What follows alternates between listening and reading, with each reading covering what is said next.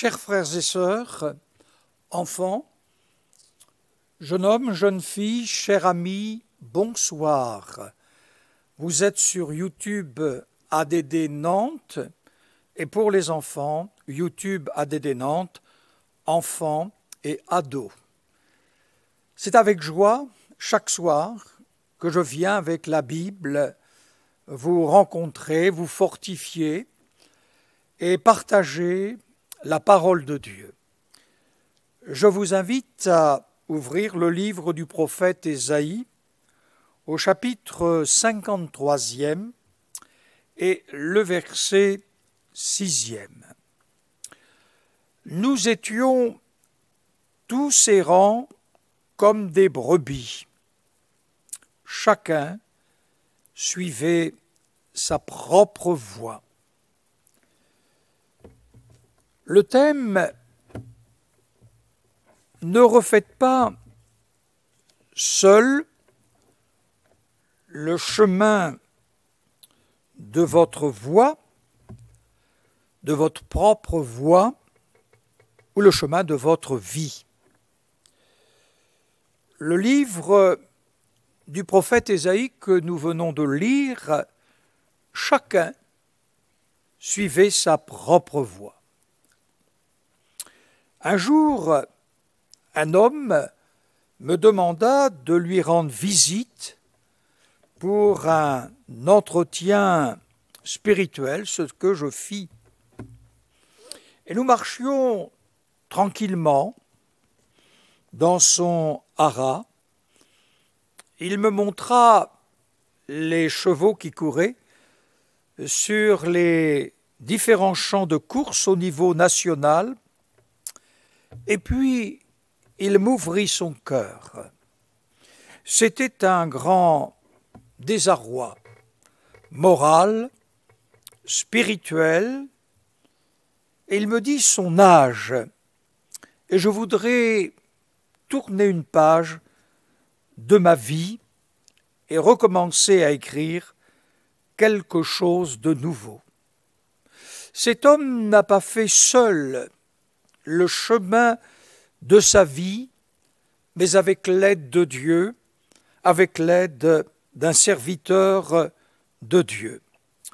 Je lui ai conseillé, emmené sur le chemin de la Bible, et sur ce chemin de la Bible, nous y découvrons le chemin du calvaire, où là le Seigneur Jésus a tout accompli, et puis aussi le chemin de la résurrection de Jésus où le tombeau est vide, le chemin de la gloire éternelle où le Seigneur, après avoir accompli la purification des péchés, est assis à la droite de la majesté divine, et je lui ai enseigné le chemin de la vie, de l'Église.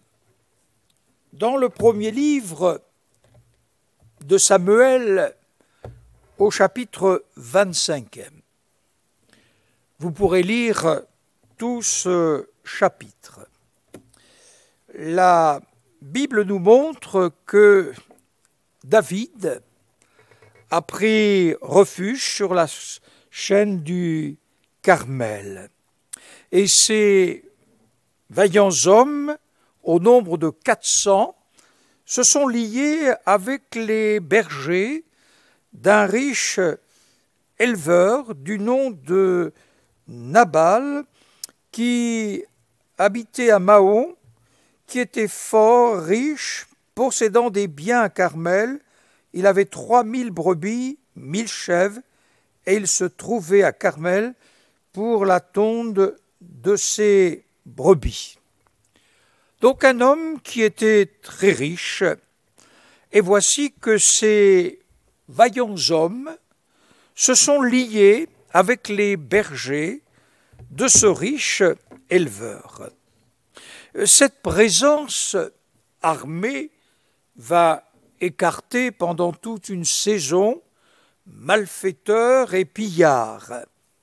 Et l'un des serviteurs de Nabal dira « Il nous a aidés, il nous a fait aucun outrage, et rien ne nous a été enlevé tout le temps où nous étions avec les hommes, les bergers, lorsque nous étions dans les champs, et ils nous ont servi nuit et jour de muraille. Et vient le jour où Nabal rassemble ses troupeaux pour la tonte, et un événement qui chaque année était assorti de festivités, car il était de coutume chez les éleveurs de partager alors leur abondance avec les déshérités. David et sa troupe de 400 hommes, qui connaissaient souvent les privations, souhaitent donc aussi avoir part à la générosité de Nabal. Mais il sous-estime l'avarice et la méchanceté de ce tyran qui enverra à vide les messagers de David. David, quand il entend cela, il est furieux. Et David ceint son épée, accompagné non point des 400 mais des 200 pour garder les bagages, mais il emmène avec lui les 200 autres, et il manifeste sa colère contre Nabal. Il dit que Dieu me traite dans toute sa rigueur si je laisse subsister jusqu'à la lumière du matin qui que ce soit de tout ce qui appartient à Nabal. Un homme, David, qui avec ses 200 hommes, il est sûr qu'il ne va plus rien rester. C'est la réaction violente qui se manifeste dans son cœur vis-à-vis de cette injustice à ses yeux, de cet homme méchant, avare. Ne refaites pas seul le chemin de votre vie, car devant ce qui allait se produire, la femme de Nabal, Abigaël, va venir au-devant de David. Et puis, elle va arrêter David dans ce qu'il avait programmé. Une femme qui, lorsqu'elle se trouve là près de lui, en quelque sorte va apaiser sa colère par des cadeaux, mais le ramène à une juste réflexion. La réflexion peut nous manquer parfois. Et cette femme dira à David, ne prends pas garde à ce méchant homme, à Nabal, car il est comme son nom l'indique, il y a en lui de la folie. C'est un fou, c'est un homme dur et méchant dans ses actions, nous dit la Bible. Dans le fond, cette femme, elle aurait pu se réjouir de ce que, en réalité, son mari allait être tué. Elle aurait pu se réjouir même si une partie des cheptels disparaissait, mais après tout, elle n'allait plus vivre avec cet homme dans l'ivresse, dans la méchanceté, dans cette dureté de ses actions. Elle allait voir cet homme disparaître de sa vie. Oui, un jour, une femme est venue avec ses 2 enfants dans mon bureau. Cette femme était chrétienne et elle est venue, elle m'a dit, écoutez, je croyais qu'il y avait une réunion de prière, tout particulièrement tous les soirs à l'église. Et je lui ai dit non, c'est la semaine prochaine. Elle m'a expliqué son mari qui était entre la vie et la mort, à l'hôpital au CHU de notre ville. Et là, j'ai accompagné cette femme et ses 2 enfants. Il se faisait tard. Et puis, les visites étaient interdites, sauf son épouse qui pouvait entrer, accompagnée de l'infirmière. Et puis, dès que l'épouse est sortie, ayant vu son époux, je suis entré. Et l'infirmière m'a dit, « Monsieur, pasteur, je ne comprends pas. Cette femme a été battue, elle a été malmenée, coup sur coup à cause de son mari qui était un alcoolique. Elle devrait se réjouir de ce que là, c'est la fin dans quelques heures. » Et je lui ai dit, « Madame, on ne ressuscite pas les morts avec un cœur dur, mais on ressuscite les morts avec des pleurs. » Cette infirmière fut stupéfaite de ma réaction. Elle se retira de moi, et puis j'ai prié pour cet homme, et sortant après la prière, quelques moments après, elle sortit et dit, « Mais je ne comprends pas, la tension vient de remonter, les choses s'arrangent. » Oui, ce n'est pas avec un cœur dur qu'on ressuscite les morts, mais c'est avec des larmes. Cette femme voulait le salut de son mari. Et Dieu a fait grâce. Chemin faisant, cet homme s'est repenti, s'est converti, il a accepté le Seigneur Jésus-Christ, il fut baptisé par immersion et ce couple marche et marche encore avec le Seigneur. Oui, nos yeux de la chair peuvent agir différemment de notre cœur. Et cette femme va lui dire, « Maintenant, mon Seigneur, aussi vrai que l'Éternel est vivant et que ton âme est vivante, car l'Éternel qui t'a empêché de répandre le sang et qui a retenu ta main. » Oui, c'est l'Éternel qui a fait cela. Lorsque l'Éternel aura fait à mon Seigneur tout le bien qu'il t'a annoncé et qu'il t'aura établi chef sur Israël, mon Seigneur n'aura ni remords, ni souffrance de cœur pour avoir répandu le sang inutilement et pour s'être vengé lui-même. Quelle sagesse! Oui, elle sait qu'un jour David sera le chef sur Israël. Mon Seigneur, je ne veux point qu'au cours de ta vie, tu éprouves remords et souffrance de cœur. Oui, David aurait éprouvé toute sa vie remords et souffrance de cœur. Oui, dans le cœur de l'être humain, c'est là quelque chose qui peut nous gagner les uns les autres, soit partir de notre enfance, de notre adolescence, de notre jeunesse, de notre vie d'adulte, de notre vie aussi, même en personnes âgées. Il y a les remords et la souffrance du cœur, parce que nos actes n'ont point été glorieux. Et David va reconnaître la sagesse du conseil de cette femme, plein de bon sens, nous dit la Bible. Et David va remettre son épée dans son fourreau. Les 200 hommes vont remettre eux aussi leur épée dans le fourreau. Et David et son équipe, ces hommes vont faire demi-tour.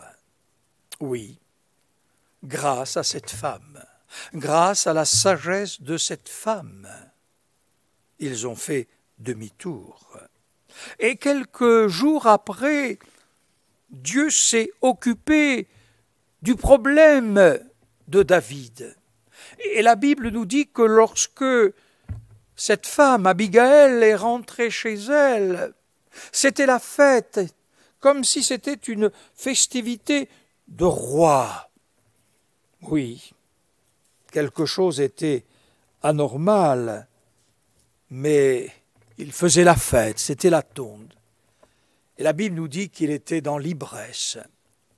Et là, quelques jours après, lui explique en réalité ce que David était venu faire, ce que ces 200 hommes étaient venus faire. Et quand il écoute cela, il est bouleversé. Et la Bible nous dit qu'il est décédé d'une crise cardiaque. Oui, les choses changent dans la vie. Il y a des chocs aussi. Et on remarque que certains chocs de personnes sont dus au remords et à la souffrance de cœur. Dans le livre de Samuel, le premier livre, chapitre 25e, verset 31e, Abigail dit à David, lorsque l'Éternel aura fait du bien à mon Seigneur, souviens-toi de ta servante. Et au verset 39e, lorsque David apprit qu'Abigail était veuve, il a envoyé ses serviteurs, quelques-uns, lui demandant en réalité à Abigail de devenir sa femme. Et elle devint sa femme. C'était une femme de bon sens et belle de figure. Oui, ne refaites pas seul le chemin de votre vie. Une période de sa vie après, David aurait été dans le remords, dans la souffrance. C'est quelque chose qu'il n'aurait pu jamais effacer. Oui, Abigail lui évita du remords et de la souffrance. Ne refaites pas seul le chemin de votre vie. Laissez les conseillers vous entourer, vous éviter de faire le mal, de faire l'acte irréparable de votre vie. Oui, nos cœurs se mettent facilement en colère, l'irritation, mais ne refaites pas seul le chemin de votre vie. Abigail a su éviter à David, sans savoir l'issue de cette situation qu'elle deviendrait la femme de David. Ne fais pas cela, tu vas souffrir. Oui, ne refaites pas seul le chemin de votre vie. Vous vous souvenez de Judas? Jésus avait prié toute une nuit, son Père. Et son Père lui avait donné la révélation de choisir les 12 apôtres, les noms et tout. Et le Seigneur, le matin, fit le choix. Oui, Judas n'était pas prédestiné. Si nous croyons à la prédestination que c'était lui, ça serait une injustice de la part de Dieu. Mais Dieu est juste. Mais Dieu savait qu'en réalité, Judas avait quelques problèmes avec lui, mais il aurait pu les régler. Il avait un problème avec l'argent. C'était un voleur, nous dit la Bible. C'était lui le trésorier, mais lui, c'était un voleur, nous dit le Seigneur Jésus. Et la Bible nous dit que le diable mit dans son cœur le dessein de livrer Jésus. Des pensées arrivent aux uns aux autres. Et avec honnêteté intellectuelle, parfois certaines pensées qui jaillissent, mais nous nous demandons si nous sommes insensés, s'il fallait obéir à toutes les voix qui submergent nos pensées, ce sera un drame. Et là, Judas va voir le clergé juif. Qu'est-ce que vous m'offrez si je vous livre Jésus? On te donne 30 pièces d'argent. Et lorsqu'il reçut les 30 pièces d'argent, il était content. Il était heureux. Ça se voyait. Et le clergé juif était aussi heureux. Tout le monde était heureux. Oui. Et puis, lorsque Judas apprit que le Seigneur Jésus était condamné, il se repentit. Il a regretté et rapporta les 30 pièces d'argent aux principaux sacrificateurs et aux anciens en disant « J'ai péché en livrant le sang innocent ». Ils répondirent « Que nous importe, cela te regarde ». Oui, c'était son problème personnel. Cela te regarde, ce n'est pas notre affaire. Et Judas jeta les pièces d'argent dans le temple, se retira et alla se pendre. Mais si il était venu vers Jésus, vraiment avec un cœur repentant, comme Pierre l'a fait lorsqu'il avait renié son Seigneur, Jésus lui fit grâce. Mais Judas alla se pendre, et on sait où il s'est pendu. Cela te regarde. Oui, il a refait seul le chemin de sa vie. Le clergé juif n'a pas voulu faire le chemin avec lui. Ça te regarde, ce n'est pas notre affaire, c'est ton affaire. Oui, Judas refait seul le chemin. Et le résultat, ce fut le suicide. Quel que soit le sentiment de l'échec d'une vie, le souvenir d'un remords, d'une souffrance, d'une trahison, ne refaites pas seul le chemin de votre vie.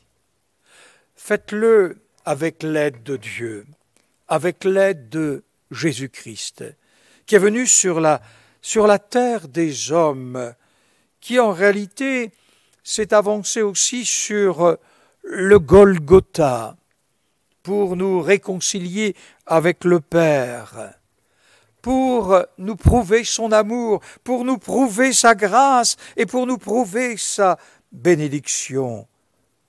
Oui, avancez-vous sur le chemin de la lecture de la Bible, sur le chemin de la bénédiction de Dieu, sur le chemin du Golgotha, sur le chemin de la réconciliation avec Dieu et avec Jésus-Christ.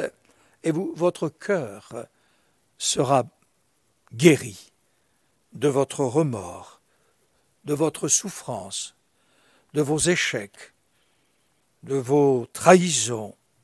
Tout cela sera fait. Pourquoi, cher ami, votre cœur qui est brisé a besoin d'être guéri. Vous pleurez peut-être seul dans votre chambre, seul à l'extérieur, et votre cœur saigne, il y a comme une hémorragie intérieure. Demandez au Seigneur que cette hémorragie cesse ce soir, et que le Seigneur guérisse votre cœur. Demandez-lui, ouvrez-lui votre cœur. Faites-lui cette prière simple. Seigneur, guéris mon cœur de ses blessures. Faites le chemin avec Dieu ce soir, avec Jésus-Christ, le Sauveur du monde. Qu'il vous donne sa grâce et sa bénédiction. Nous allons prier ensemble. Et après cette prière, vous allez pouvoir écouter un chant magnifique. Guéris mon cœur. Nous prions ensemble. Seigneur notre Père, nous ne voulons point faire seul le chemin de notre vie. Moi-même, je ne l'ai pas fait seul, mais je l'ai fait avec toi, Seigneur, et tu as su me pardonner, tu as su me guérir dans les profondeurs de ma souffrance, de mon remords. Seigneur, tu fais la même chose pour ces âmes, pour ces hommes, ces femmes, ces jeunes gens, ces jeunes filles, ces enfants. Guéris leur cœur ce soir. Ils t'implorent la grâce et la bénédiction de Dieu, quel que soit leur âge.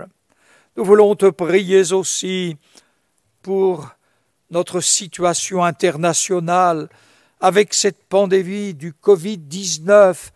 te prier, Seigneur, pour les hommes et les femmes qui sont enfermés dans ce confinement, qui souffrent, qui sont peut-être endeuillés, qui sont dans la solitude, Seigneur.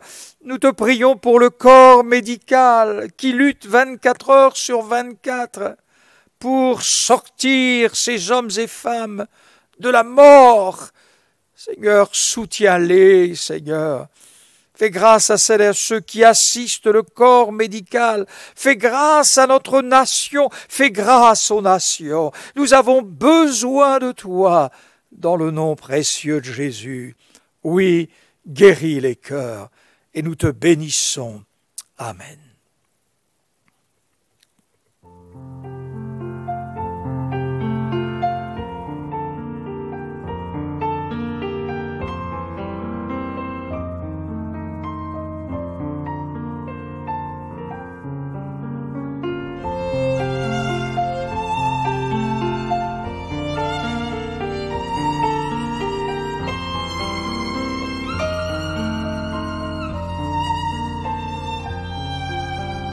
Les mots s'envolent, les vœux sont brisés et les promesses ne sont point tenues.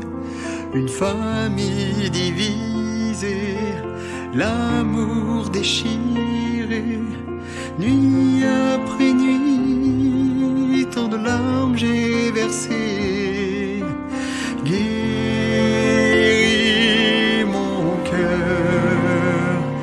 Calme ma douleur. Je choisis de pardonner et j'apprends à vivre, acceptant les blessures de mon âme. Viens guérir mon cœur, ô Seigneur.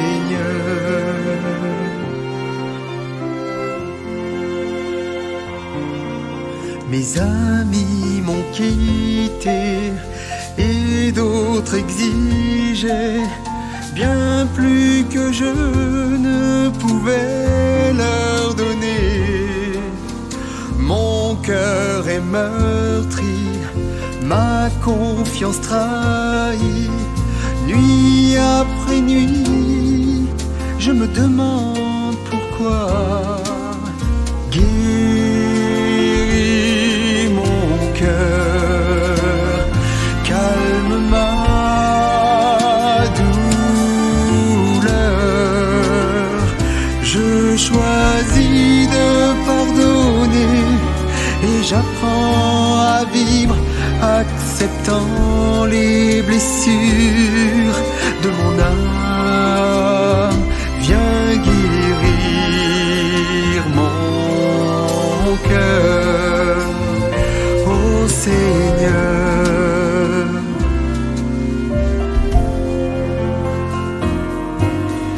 Agenouillé à tes pieds, mon sauveur, que ma vie soit confiée